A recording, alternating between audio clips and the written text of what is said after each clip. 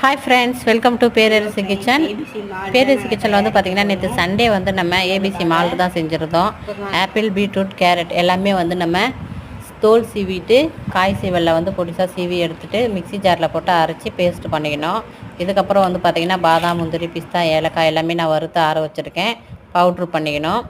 இதுக்கப்புறம் இது வந்து நம்ம நாட்டு சர்க்கரை கலந்து லிக்விடாக இருக்கும். ஆனால் இந்த அளவுக்கு நம்ம பதம் பார்த்து இறக்கிட்டு இதுக்கப்புறம் ஃபேன் போட்டு நல்லா ஆற வைக்கணும்.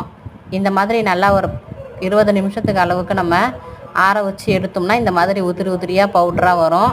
இந்த ஏபிசி மால்ட்டு வந்து பார்த்திங்கன்னா இந்த ஏபிசி மால்ட்டு உங்களுக்கும் வேணும்னா பேரரசு கிச்சனுக்கு ஆர்டர் பண்ணி வாங்கிக்கலாம் ஃப்ரெண்ட்ஸ். இது வந்து ஒரு வயசு குழந்தையிலேருந்து பெரியவங்க வரைக்கும் எல்லாருமே குடிச்சிக்கலாம். சரிங்களா? சூப்பராக உதிரி உதிரியாக வந்திருக்கு. இதுக்கப்புறம் நம்ம மிக்ஸி ஜாரில் போட்டு அரைச்சி பவுடர் பண்ணி சலித்து நம்ம பேக்கிங் பண்ண போகிறோம். உங்களுக்கும் வேணும்னா வாட்ஸ்அப் நம்பருக்கு ஹாய்னு மெசேஜ் அனுப்புங்க.